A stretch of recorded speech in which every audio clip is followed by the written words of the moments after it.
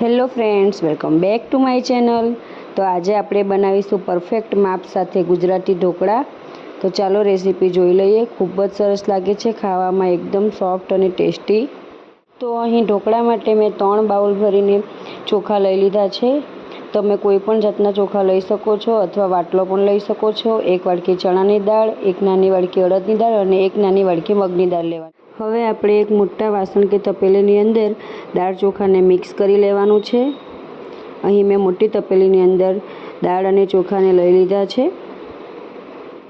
હવે આપણે દાળ ચોખાની અંદર પાણી એડ કરીશું અને સરખી રીતે વોશ કરી લઈશું। જ્યાં સુધી દાળ ચોખા એકદમ વ્હાઈટ ના થઈ જાય ત્યાં સુધી ધોઈ લેવાનું છે। સરખી રીતે વોશ કરી લીધા પછી આપણે એની અંદર પાણી એડ કરીને ઢાંકણ બંધ કરી આપણે એને 5 થી 6 કલાક સુધી રેસ્ટ આપીશું, જેથી દાળ ચોખા સરખી રીતે 6 કલાક પલળવા દીધા પછી તમે જોઈ શકો છો સરસ એવા દાળ ચોખા પલળીને ફૂલી ગયા છે। આ રીતે નખથી દબાવો તો તમે આસાનીથી દાળ તૂટી જાય છે। હવે આપણે મિક્સર જારમાં થોડા દાળ ચોખા એડ કરતા જઈને સરસ એવા પીસી લઈશું। બેટર બનાવી લેવાનું છે સરસ। તો આ રીતનું આપણે થોડું દાણેદાર એવું ખીરું તૈયાર કરવાનું છે। એકદમ ઝીણું નથી પીસવાનું, થોડી કણી રહેવી જોઈએ એ રીતનું પીસી લેવાનું છે। તો અહીં મેં ઢોકળા માટેનું ખીરું તૈયાર કરી દીધું છે પીસીને। હવે આપણે એની અંદર ખાટું દહીં 3 થી 4 ચમચી જેટલું એડ કરીશું। બેટરની અંદર દહીં એડ કર્યા પછી આપણે એક જ ડાયરેક્શનમાં 2 થી 3 મિનિટ સુધી આપણે આ રીતે ફેટી લઈશું, જેથી એની અંદર હવાના કણ ભરાય અને બેટરમાં સરસ એવો આથો આવી જાય એટલા માટે। બેટરને સરસ એવું ફેટી લીધા પછી કુકરનું ઢાંકણ બંધ કરીને આપણે 5 થી 6 કલાક અથવા તો ઓવરનાઇટ સુધી આપણે આથો લાવવા માટે રાખી દઈશું। 6 થી 7 કલાક સુધી કુકર રવા દીધા પછી તમે ખોલીને જોઈ શકો છો કે આપણા ઢોકળાના બેટરની અંદર સરસ એવો આથો આવી ગયો છે। આ રીતે સરસ એવો આથો આવી ગયો છે। હવે આપણે એની અંદર મસાલા કરી લઈશું। એના માટે મેં અહીં આદુ, મરચાં અને લસણની પેસ્ટ એડ કરું છું। તીખાશ તમને જે રીતે પસંદ હોય એ રીતે મરચું વધારે ઓછું કરી શકો છો। ત્યાર પછી મીઠું એડ કરું છું સ્વાદ અનુસાર। મીઠું એડ કર્યા પછી આપણે ખાંડ એડ કરી અડધી ચમચીથી ઓછો એટલો આપણે એની અંદર હળદર પાવડર એડ કરીશું। આટલા મસાલા એડ કર્યા પછી આપણે સરસ મસાલાને બેટરની અંદર મિક્સ કરી લઈશું। આ રીતે એક જ ડાયરેક્શનમાં હલાવતા જઈશું, જેથી મસાલા મિક્સ થઈ જાય અને બેટર પણ સરસ એવું ફૂલી જાય। બેટરની અંદર સરસ એવા મસાલા મિક્સ કર્યા પછી આપણે બેટર થોડું ઘાટું લાગે તો આપણે એની અંદર પાણી એડ કરીને આ રીતની કન્સિસ્ટન્સી કરી લઈશું બેટરની। પરફેક્ટ બેટર બનીને તૈયાર થઈ ગયું છે ઢોકળા માટેનું।